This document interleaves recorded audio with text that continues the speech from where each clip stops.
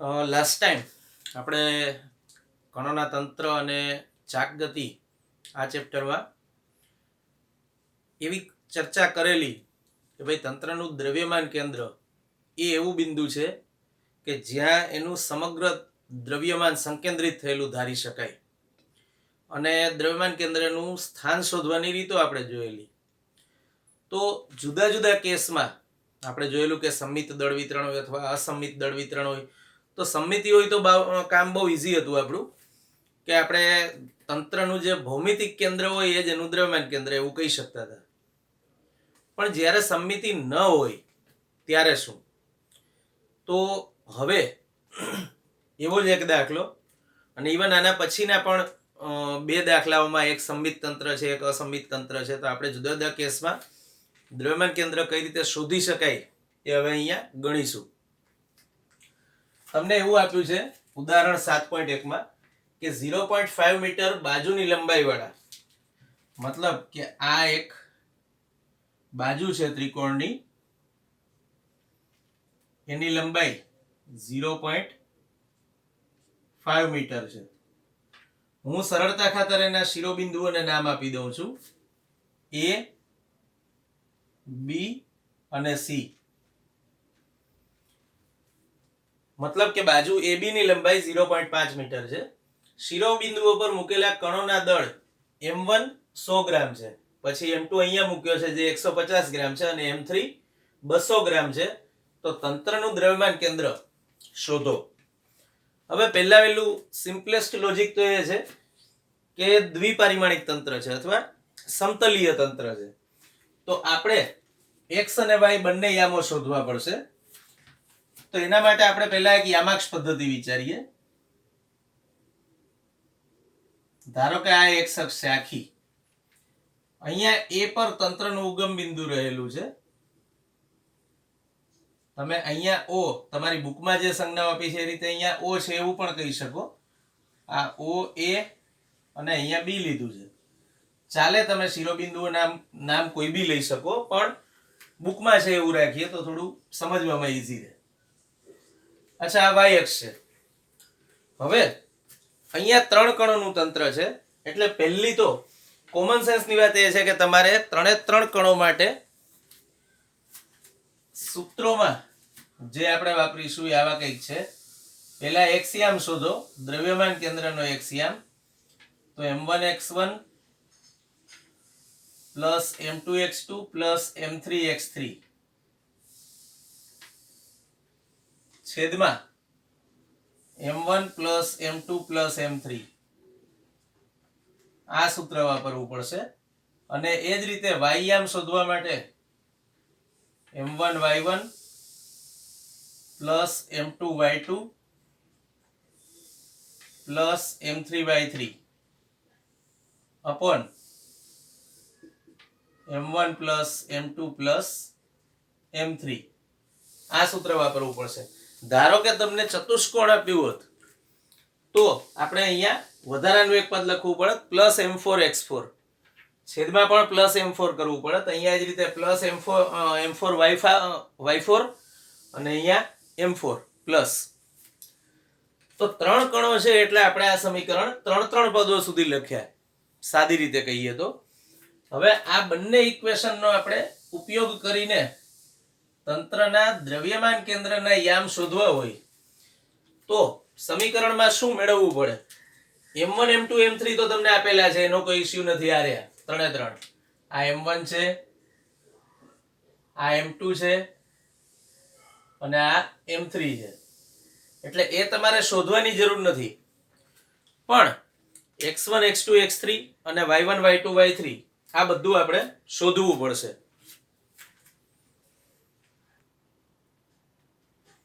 તો સૌથી પહેલા આપણે એવું લખી શકીએ કે x1 અને y1 એ આ M1 ના બે યામો છે. તો અહીંયા છે 0 0, કારણ કે આ ઉગમ બિંદુ છે. પછી આના પર આવીએ M2 પર. તો M2 નો x યામ આપણે જાણીએ છીએ 0.5 છે, એટલે હું અહીંયા લખું છું 0.5.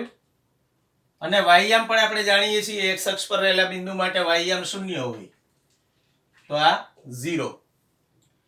તો આ બંને કિંમતો જે આપણે શોધી એ કહેવાય x1 અને y1.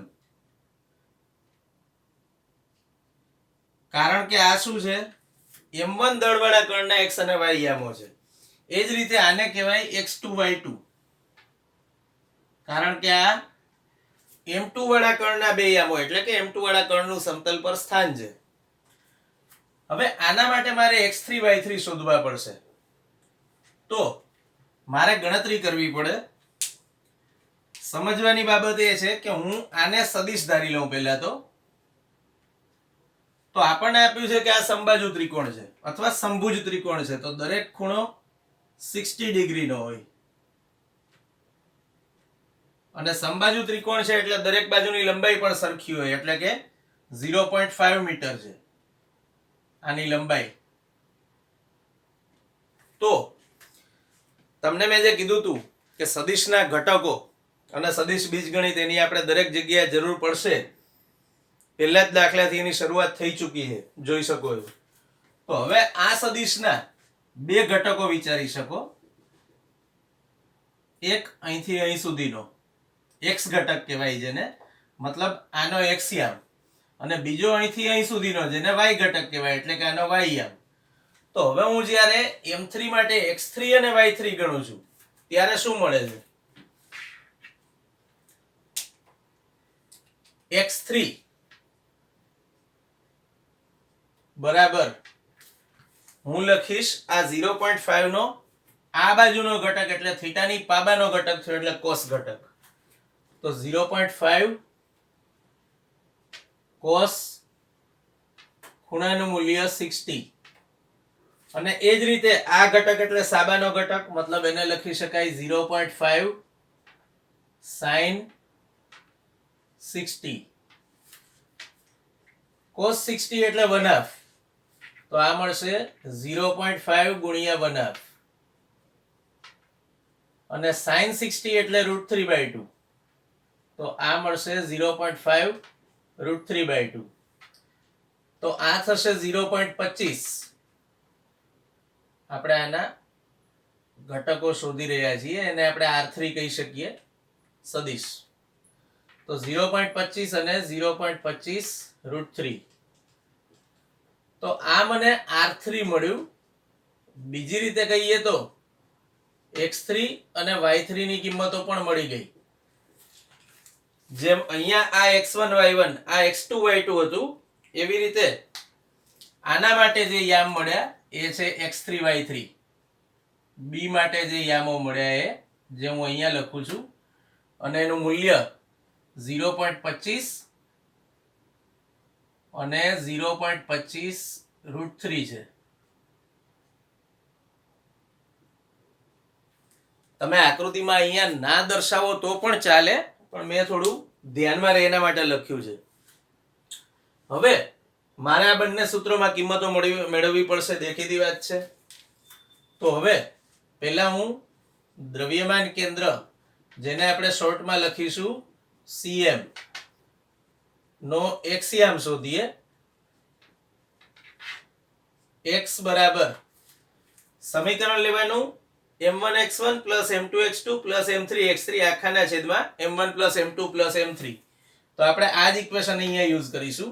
તો પહેલા હું m1 લઈ લઉં છું 100 ગ્રામ, x1 એટલે 0 આપણે અહીંયા શોધ્યું. પછી m2 એટલે 150 ગ્રામ, x2 એટલે 0.5 પ્લસ m3 એટલે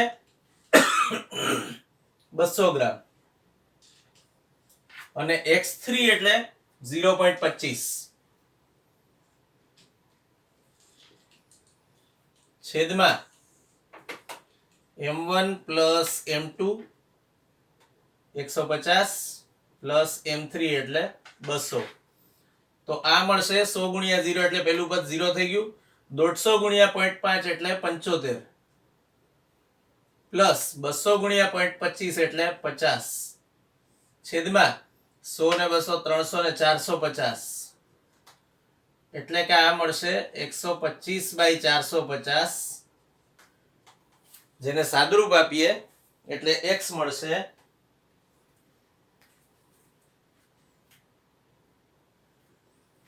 0.28.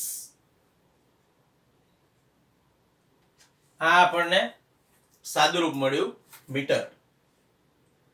મતલબ સાદી ભાષામાં કહીએ તો દ્રવ્યમાન કેન્દ્રનો એક્સિયમ આપણે શોધી કાઢ્યો.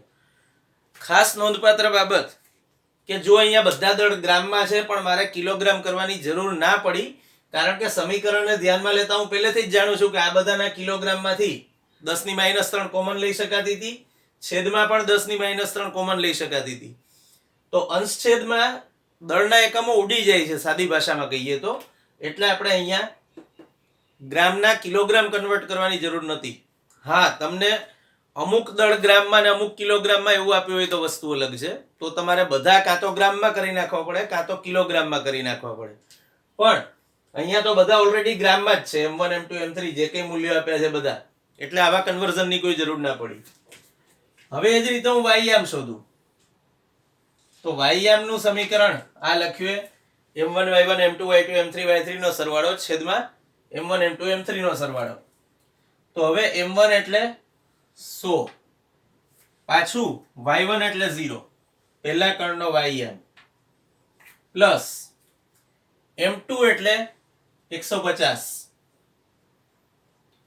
Y2 એટલે પાછું 0, પ્લસ M3 એટલે 200 અને એનો વાયયામ એટલે 0.25√3.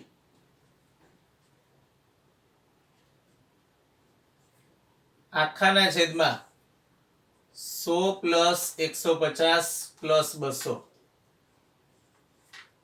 સાદુરૂપ આપો તો 100 ગુણ્યા 0 એટલે 0, આ પેલું પદ જતું રહ્યું. 150 ગુણ્યા 0 એ પણ જતું રહ્યું 0.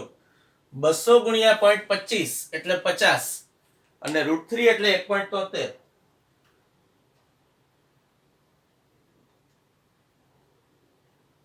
તો તમને એનું સાદુરૂપ મળે છે 86.5 છેદમાં પાછું ટોટલ દળ 450. તો હવે આને સાદુરૂપ આપો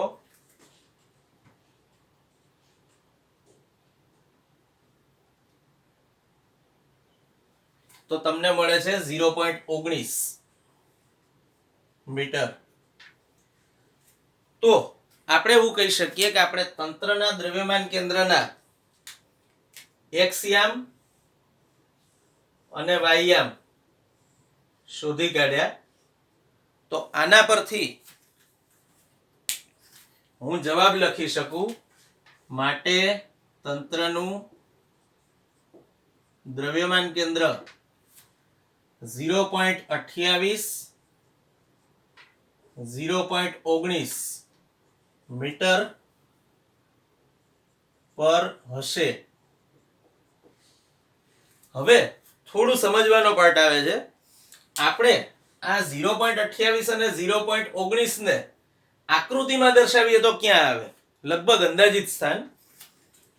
જો આ 0.5 છે આખું, મતલબ કે એનું અડધું આ 0.25 થયું, અને મારે જોઈએ છે x અક્ષ પર 0.28, તો અહીંથી થોડુંક આ બાજુ ધારો કે આ 0.28 છે માની લો, તો આ 0.28 છે.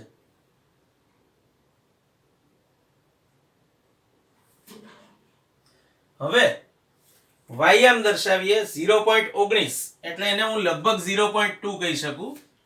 તો આ 0.19 લગભગ એવું માની લઈએ આપણે કે અહીંયા આવશે. આ 0.19 છે માની લો, અથવા 0.2 છે સાદી ભાષામાં કહીએ તો. તો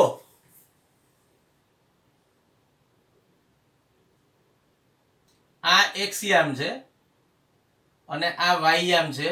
તો તંત્રનું દ્રવ્યમાન કેન્દ્ર આપણને આ બંને જ્યાં ક્રોસ થાય ત્યાં મળે છે, મતલબ કે અહીંયા મળે છે. આ સેન્ટર ઓફ માસ છે.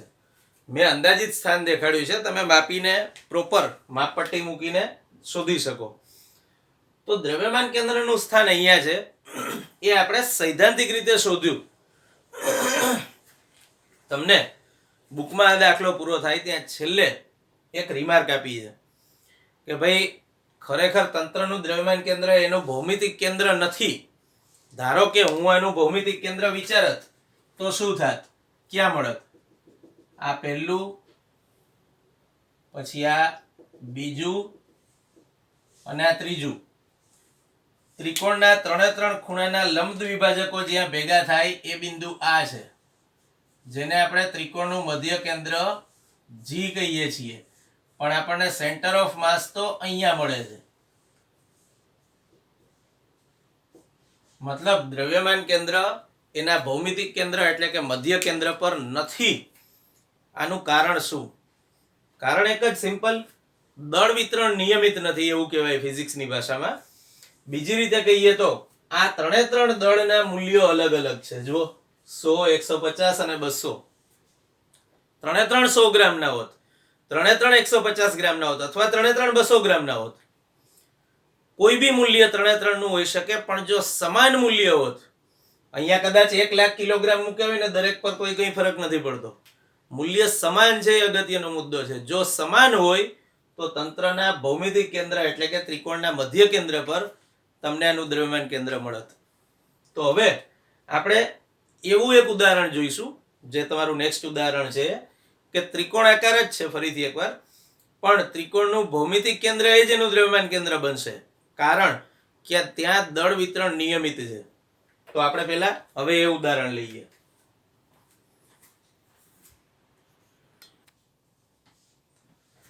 તો હવે તમને નેક્સ્ટ ઉદાહરણમાં જે હમણાં મેં કીધું એવું ત્રિકોણાકાર તક્તીનું દ્રવ્યમાન કેન્દ્ર શોધવો એવું પૂછ્યું છે. તો ત્રિકોણાકાર તક્તી હું વિચારું છું. પહેલા તો આ ત્રિકોણાકાર તક્તી છે.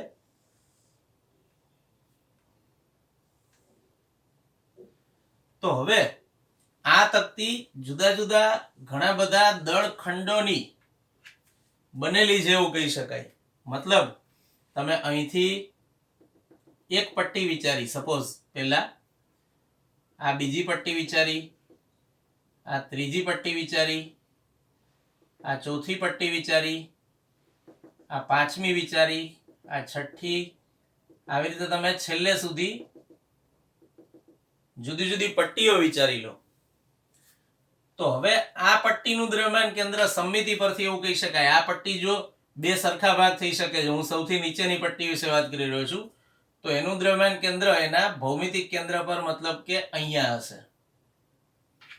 એ જ રીતે એની ઉપરની પટ્ટીનું અહીંયા, એની ઉપરની પટ્ટીનું અહીંયા. મતલબ કે આવી રીતે દરેક પટ્ટીનું દ્રવ્યમાન કેન્દ્ર હું શોધું ને તો મને આ ખૂણાના લંબ દ્વિભાજક પર બધાના સ્થાન મળશે. હવે જેને આપણે ત્રિકોણની મધ્યગા પણ કહી શકીએ. હવે હું એ જ રીતે આ બાજુથી પટ્ટીઓના ભાગ કરવાના ચાલુ કરું છું. આ પહેલી પટ્ટી છે, આ બીજી પટ્ટી છે, આ ત્રીજી પટ્ટી છે. તો પાછું પહેલી પટ્ટીનું દ્રવ્યમાન કેન્દ્ર એના મધ્ય બિંદુ પર, બીજું એના મધ્ય બિંદુ પર, ત્રીજું એના મધ્ય બિંદુ પર, મતલબ ભૌમિતિક કેન્દ્ર પર. તો હવે પાછા આ બધા મને આ મધ્યગાના કેન્દ્ર પર મળશે, આ આખી લાઈનમાં. હવે હું ત્રીજી બાજુથી ભાગ કરવાના સ્ટાર્ટ કરું છું. મતલબ કે હવે હું અહીંથી ભાગ કરું છું. આ પહેલી પટ્ટી, આ બીજી પટ્ટી, આ ત્રીજી પટ્ટી. તો આ દરેકના ભૌમિતિક કેન્દ્રો પણ જે તે પટ્ટીના દ્રવ્યમાન કેન્દ્રો હશે. તો એ બધા પણ મને એની મધ્યગા પર મળવાના પાછા. તો ત્રણે ત્રણ મધ્યગાઓ જ્યાં ભેગી થઈ એ છે ત્રિકોણનું મધ્ય કેન્દ્ર જી, અને આ મધ્ય કેન્દ્ર જ એનું દ્રવ્યમાન કેન્દ્ર થશે. બીજી રીતે કહીએ તો ત્રિકોણાકાર તક્તી, તક્તી એટલે લેમિના ઇંગ્લિશમાં આપ્યું છે, તક્તીને ઇંગ્લિશમાં લેમિના કહેવાય. તો આ ત્રિકોણાકાર તક્તીનું જે ભૌમિતિક કેન્દ્ર છે એ જ એનું દ્રવ્યમાન કેન્દ્ર થશે. રીઝન હમણાં મેં સમજાવ્યું કે દળ વિતરણ નિયમિત છે. મતલબ એવું નથી બનતું કે ત્રિકોણના આ ભાગમાં વધુ દળ છે, અહીંયા ઓછું છે અને અહીંયા સૌથી ઓછું છે. અને આની પહેલા એવું હતું, અહીંયા 100 ગ્રામ હતું, અહીંયા 150 ગ્રામ હતું અને અહીંયા 200 ગ્રામ હતું. તો દ્રવ્યમાન કેન્દ્રનું સ્થાન પણ ડિસ્ટર્બ થતું હતું, થોડું ખસી જતું હતું, ભૌમિતિક કેન્દ્ર પર નહોતું મળતું.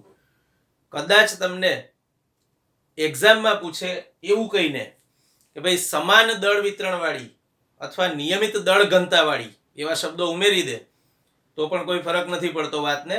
મેથડ આની આરે. મેથડ બદલાય ક્યારે? જ્યારે દળ વિતરણ અસમાન હોય ત્યારે.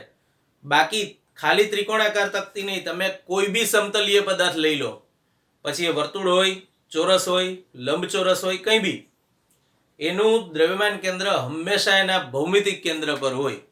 આ એક ખાસ યાદ રાખવાનો મુદ્દો. તો હવે આપણે નેક્સ્ટ ઉદાહરણ પર જઈએ.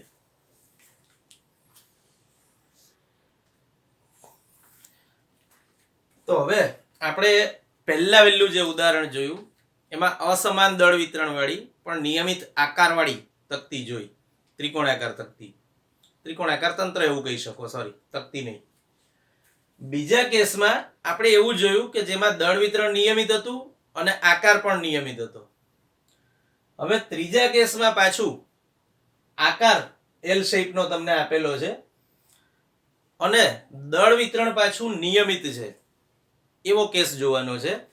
જોઈ શકો છો કે તમને રકમમાં એવું આપ્યું છે, આકૃતિમાં દર્શાવેલ એલ આકારની સમાંગ લેમિનાનું દળ 3 કિલોગ્રામ છે.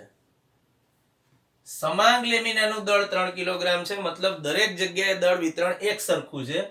તો તેનું સેન્ટર ઓફ માસ, દ્રવ્યમાન કેન્દ્ર શોધો. ફરીથી એકવાર હું એવું કહી શકું કે મારે આ તકતી સમતલીય હોવાથી આ તકતીના સરખા ભાગો પહેલા તો વિચારી લેવા જોઈએ અને પછી હું સેમ ઇક્વેશન યુઝ કરીશ જે આપણે આગળ કરેલું.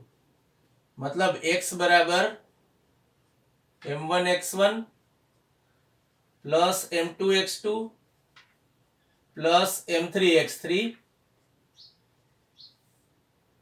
છેદમાં m1 plus m2 plus m3. હવે સવાલ એવો થાય કદાચ કે અહીંયા આપણે 3 પદો કેમ લીધા? રીઝન કે હું આ તકતીના 3 સરખા ભાગો વિચારી શકું છું. જુઓ, આ પહેલો ભાગ છે, અહીંયા તમારી બુકમાં લીધેલા ક્રમ મુજબ આ પહેલો ભાગ છે, પછી આ બીજો ભાગ છે અને આ ત્રીજો ભાગ છે. 3 સરખા છે. તમને ડાયરેક્ટલી નથી આપ્યું પણ તમે જોઈ શકો છો કે આ ટોટલ અંતર 2 મીટર છે. એમાંથી આ ભાગ 1 મીટર છે, મતલબ આ પણ 1 મીટર. એ જ રીતે અહીંયા આ ભાગ 1 મીટર આપ્યો છે, મતલબ આ ભાગ પણ 1 મીટર છે. તો તમને એકચ્યુઅલી યામો લખીને આપ્યા છે, પણ યામો ના લખ્યા હોય અને આવી રીતે લખ્યું હોય તો પણ ચાલે. આવું મગજમાં રાખજો. જો એક્ઝામમાં તમારો કોઈ પણ ક્વેશ્ચન થોડો ઘણો મોડિફાઈ કરી શકાય છે અને કરવો જ એવો કોઈ રૂલ નથી, સીધે સીધું પૂછી શકાય, પણ મોડિફાઈ કર્યો હોય તો આપણને ખબર હોવી જોઈએ કે શું કહેવા માંગે છે. એટલા માટે જરૂરી છે કે આપણે પ્રોપર અર્થઘટન સમજીએ. મેં એટલે બિંદુઓના નામ કે યામ કે કશું નથી લખ્યું, બની શકે કે તમને એક્ઝામમાં પણ ના આપ્યું હોય. તો હવે આ મેં 3 સરખા ભાગ વિચાર્યા, એટલે 3 સરખા ભાગ હોવાથી મેં અહીંયા ઇક્વેશન આવું લખ્યું. હવે જે x યામનું ઇક્વેશન છે એવી જ રીતે હું y યામનું ઇક્વેશન લખું. તો બીજું ઇક્વેશન y માટે લખીએ. દ્રવ્યમાન કેન્દ્રનો y યામ એટલે m1y1 plus m2y2 plus m3y3 આખાના છેદમાં m1 plus m2 plus m3. આવું લખી શકાય. હવે હું બંનેમાં કિંમતો મૂકીશ, એના માટે મારી જોડે પહેલા તો x1 x2 x3 y1 y2 y3 હોવા જોઈએ અને દળ પણ તમને ડાયરેક્ટલી નથી આપ્યું એટલે દળ પણ હોવું જોઈએ. તો હું પહેલા તો આટલો ભાગ વિચારું છું. તો આનું દળ વિતરણ નિયમિત હોવાથી એના ભૌમિતિક કેન્દ્ર પર એનું દ્રવ્યમાન કેન્દ્ર હોય, મતલબ કે આના ભૌમિતિક કેન્દ્ર પર એટલે કે અહીંયા સેન્ટર છે એટલે હું એને C કહી દઉં છું અને પહેલા ભાગનું છે એટલે 1. હવે એ જ રીતે આ બીજો ભાગ છે, આ ચોરસ, તો એનું પણ એના કેન્દ્ર પર, મતલબ કે અહીંયા, તો આ છે C2 અને એ જ રીતે આ ત્રીજા ભાગનું એટલે કે C3 આ C3 છે. ખાલી આ બધા ભૌમિતિક કેન્દ્રો છે એવું દર્શાવવા માટે મેં આ ક્રોસ લાઈન કરેલી છે. આપણે એનું કંઈ કામ નથી, સમજવા માટે કરી હતી. એટલે હવે ભૂંસી કાઢીએ, આકૃતિ થોડી વધુ ક્લિયર થાય એના માટે.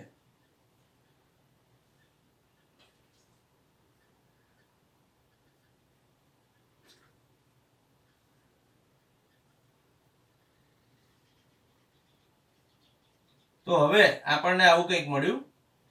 3 તકતીઓ મળી અને તરે3નું દ્રવ્યમાન કેન્દ્ર પણ મળી ગયું. હવે આપણે એવું જોયું કે દળ વિતરણ નિયમિત છે. મતલબ આનું દળ 1 કિલોગ્રામ, જેને હું M1 કહી દઉં છું. એ જ રીતે આનું દળ M2 એટલે પણ 1 કિલોગ્રામ, અને આનું દળ M3 એટલે પણ 1 કિલોગ્રામ. તો મારી જોડે M1 M2 M3 ની કિંમતો આવી ગઈ. હવે આના પહેલી તકતીના દ્રવ્યમાન કેન્દ્રના યામો એને કહી શકાય x1 y1. હવે આ આખું અંતર 1 મીટર છે, તો આ 0.5 હશે. એ જ રીતે આ પણ 0.5 હશે. હવે આના માટે C2 માટે જ્યારે હું x યામ શોધું તો મને મળશે આ 1 મીટર પ્લસ 0.5 એટલે 1.5, અને y યામ તો આટલો ને આટલો મળશે.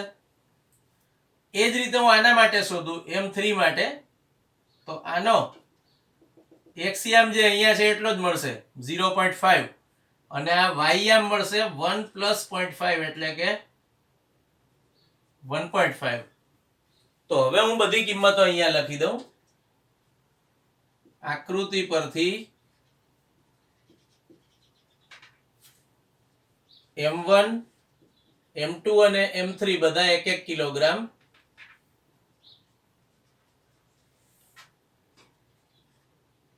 x1 બરાબર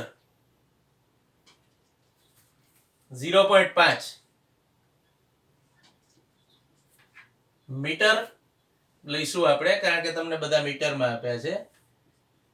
એ જ રીતે x2 બરાબર આ બીજી તકતી માટે x યામ 1.5 મીટર, અને x3 બરાબર ત્રીજી તકતી માટે x યામ ફરીથી એકવાર 0.5 મીટર, તથા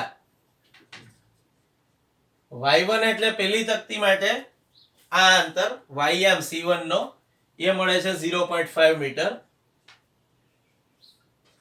y2 બરાબર બીજી તકતીનો y યામ જે પાછો 0.5 મળે છે, અને y3 એટલે ત્રીજી તકતીનો y યામ જે મળે છે 1.5 મીટર. હવે આ જે કઈ કિંમતો આપણે શોધી એ બધી આમાં મૂકી દઈએ, આ બંને સમીકરણોમાં. તો આપણને તંત્રના દ્રવ્યમાન કેન્દ્રના x y અને z યામો મળી જાય. તો હવે x બરાબર શું મળશે? પહેલા તો M1 એટલે 1, જે લખવાની જરૂર નથી, પણ છતાં કિંમત મૂકી છે એવું દર્શાવવા માટે હું લખું છું. પછી x1 એટલે 0.5 પ્લસ M2 એટલે પાછું 1, x2 એટલે 1.5 પ્લસ M3 એટલે 1 અને x3 એટલે 0.5 છેદમાં તંત્રનું કુલ દળ. હવે સીધે સીધું લખી શકો, પણ M1 M2 M3 ના પદમાં લખવું હોય તો 3 3 1 1 1. તો હવે આ થશે 0.5, આ ફરીથી 0.5 એટલે 1 પ્લસ 1.5 એટલે 2.5 ભાગ્યા 3. આને સાદુરૂપ આપો તો તમને મળશે 0.83 મીટર. હવે એ જ રીતે હું y યામને સાદુરૂપ આપું તો ફરીથી એકવાર M1 એટલે 1, y1 એટલે 0.5 પ્લસ M2 એટલે પાછું 1, y2 એટલે 0.5 પ્લસ M3 એટલે પાછું 1 અને y3 એટલે 1.5 છેદમાં પાછું 1 + 1 + 1, પાછું આને સાદુરૂપ આપો 0.5 0.5 એટલે 1 અને આ 1.5 એટલે પાછું 2.5/3, તો આ પણ તમને મળશે 0.83 મીટર. તો આપણે કહી શકીએ કે તંત્રનું દ્રવ્યમાન કેન્દ્ર 0.83 મીટર પર હશે. જો તંત્ર નિયમિત છે, નિયમિત દળ વિતરણ ધરાવે છે, મેં કીધું એમ સમાંગ તકતી છે, એટલે એનું દ્રવ્યમાન કેન્દ્ર તમને x અને y આમ સરખા હોય એવી જગ્યાએ મળ્યું. હવે ધારો કે આ 0.83 મારે આમાં દર્શાવવું હોય તો ક્યાં આવે? જો આ આખું 1 છે એટલે 0.83 લગભગ અહીંયા આવે છે એવું માની લઈએ, આ જગ્યાએ. એ જ રીતે અહીંયા 0.83 લગભગ આ જગ્યાએ આવશે. તો હવે આ બંને જ્યાં ભેગા થાય છે એ બિંદુ આ છે, એટલે આ આપણને મળ્યું તંત્રનું દ્રવ્યમાન કેન્દ્ર. ફરીથી એકવાર જોઈ શકો છો કે ધારો કે મારે આ તકતીના બે સરખા ભાગ કરવા હોય તો મારે એક રેખા આમ વિચારવી પડે. જુઓ, હવે જો તંત્રના બે સરખા ભાગ થયા, બે બાજુ સમાન દળ છે, તો પાછું આ રેખા પર તંત્રના બે સરખા ભાગ કરતી રેખા પર આપણને દ્રવ્યમાન કેન્દ્ર મળ્યું. વધુમાં તમને લાસ્ટમાં એક ક્વેશ્ચન મૂક્યો છે, દાખલો પૂરો થાય છે ત્યાં, કે ધારો કે ત્રણેય ચોરસના દ્રવ્યમાન જુદા જુદા છે. આ પહેલો, આ બીજો અને આ ત્રીજો, ત્રણના દ્રવ્યમાન જુદા જુદા હોય. મતલબ આપણે સમાંગ તકતી છે એટલે ત્રણ વચ્ચે દળ સરખું વહેંચાયેલું છે, એટલે આપણે આનું પણ 1, આનું પણ 1 અને આનું પણ 1 કિલોગ્રામ લીધું. પણ ધારો કે સમાન દળ ન હોય તો અગેન તમારે પેલું જ સૂત્ર વાપરવું પડે જે આપણે પહેલા યુઝ કર્યું હતું, એ x1 x બરાબર m1 x1 m2 x2 m3 x3. જો તમને જે તે તકતીના દળ આપેલા હોય તો માની લો કે દળ વિતરણ અનિયમિત છે એવું આપ્યું તો પછી તમારે સંકલનની રીત લેવી પડે, જે આપણે આવતી નથી. પણ જસ્ટ તમને ક્વેશ્ચન જે બુકમાં આપ્યો છે એના જવાબ માટે કહી રહ્યો છું. તો અત્યારે આપણે જે દાખલાઓ જોયા એ બધામાં આપણે જુદા જુદા કેસમાં તંત્રનું દ્રવ્યમાન કેન્દ્ર કઈ રીતે શોધી શકાય એ જોયું. નેક્સ્ટ લેક્ચરમાં આપણે કણોના તંત્રો વાળો પોર્શન જ હજુ કન્ટિન્યુ કરીશું. ચાક ગતિ શરૂ થવાને વાર છે હજુ, પણ એ પહેલા કણોના તંત્રો ક્લિયર હોવું જરૂરી છે, એટલે આપણે પહેલા કણોના તંત્રો અને એને રિલેટેડ જે કોઈ પોર્શન છે એ પૂરો કરીશું.